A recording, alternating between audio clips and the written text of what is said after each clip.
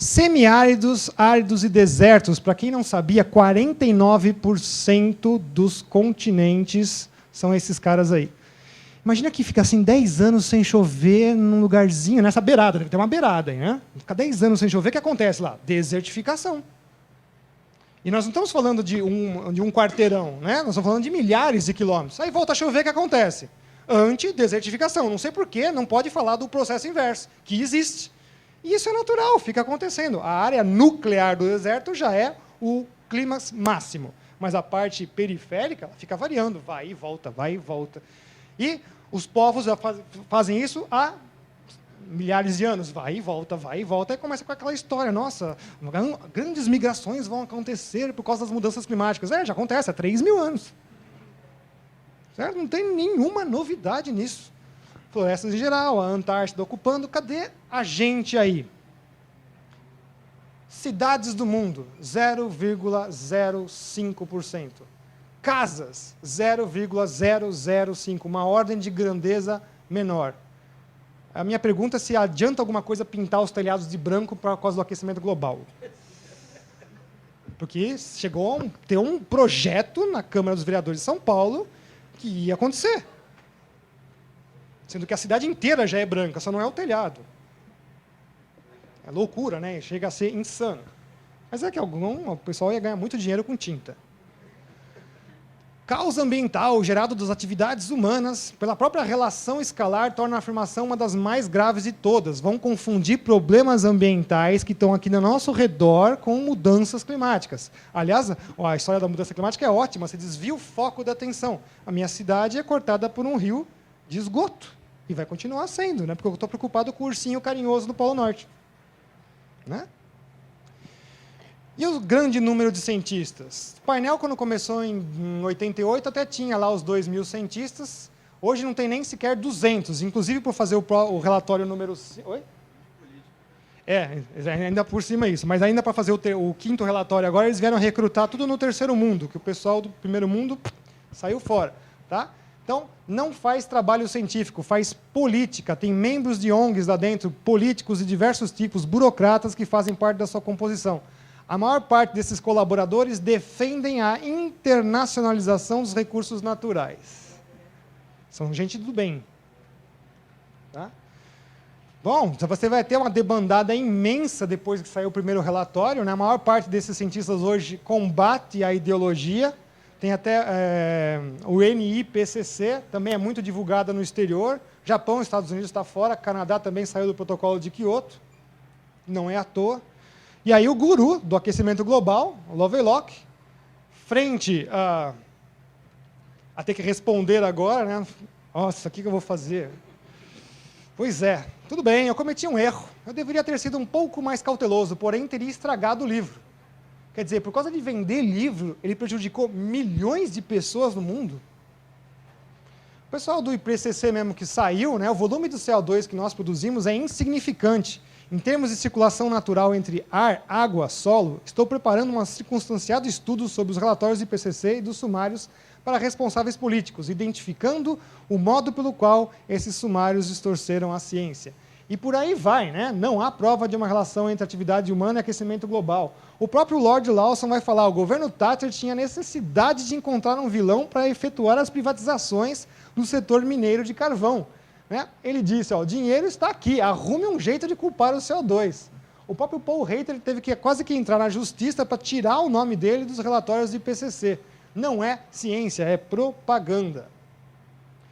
Bom, a dona Alain Framboise vai colocar a ligação do IPCC com ONGs ambientalistas internacionais.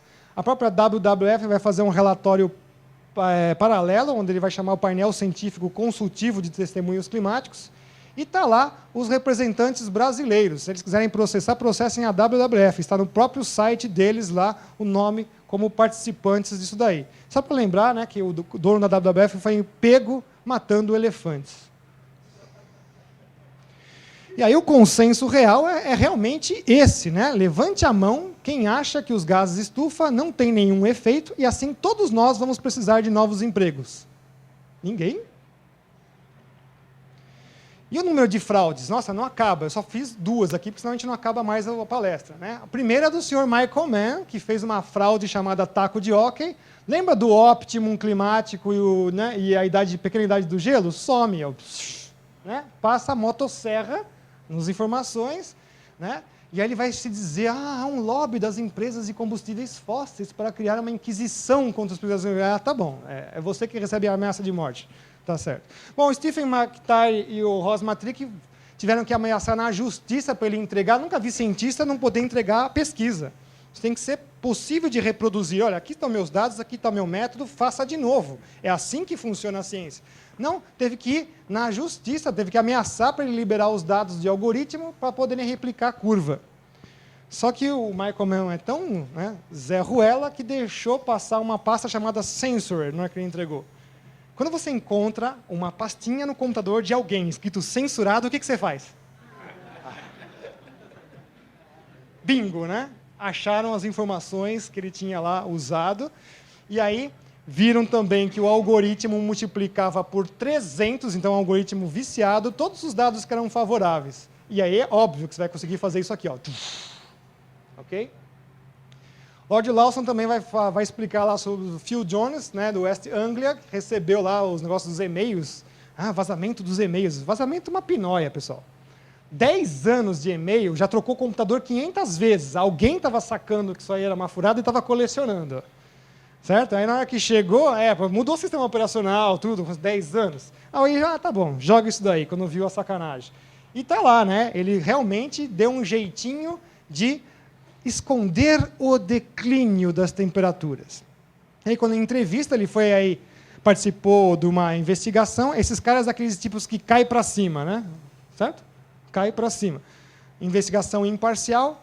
Ele vai afirmar na entrevista a variabilidade anual de eventos como é o Ninho e os vulcões, e qualquer aquecimento produzido pelo homem se sobrepõe a isso. Quer dizer que o homem consegue sobrepor a vulcões e ao Ninho. E ele também vai falar, não há debate científico... o repórter vai falar, não há debate científico sobre essa questão? Não, nenhum. Nenhum climatologista duvida disso. Tá? Isso vem de pessoas que saem na imprensa para fazer com que o público duvide. Eu saí na imprensa, fui no Jô Soares lá para fazer eles duvidarem. Né? Certo. Sei. E aí, saindo os dados fresquinhos do próprio centro dele, parece que as temperaturas estão diminuindo. Não gosto dessa curva, já aviso antes, não gosto dessa curva, porque não é prognóstica, está dizendo o que aconteceu com esses dados, mas o que interessa aqui é que isso aqui não para de subir, vai embora, vai chegar até na Lua, enquanto que os dados não mostram a mesma coisa. Então, esse aqui era o Climate Gate. E as geleiras do Himalaia, então, também foi sensacional, estão rescindindo depressa, que é mais depressa que as outras partes do mundo, e com certeza desaparecerão em 2035. E talvez até antes disso, saindo no relatório do IPCC no AR4. Bom, teve um movimento internacional de cientistas glaciologistas que falaram, pelo amor de Deus, de onde vocês viram isso daí? Tá?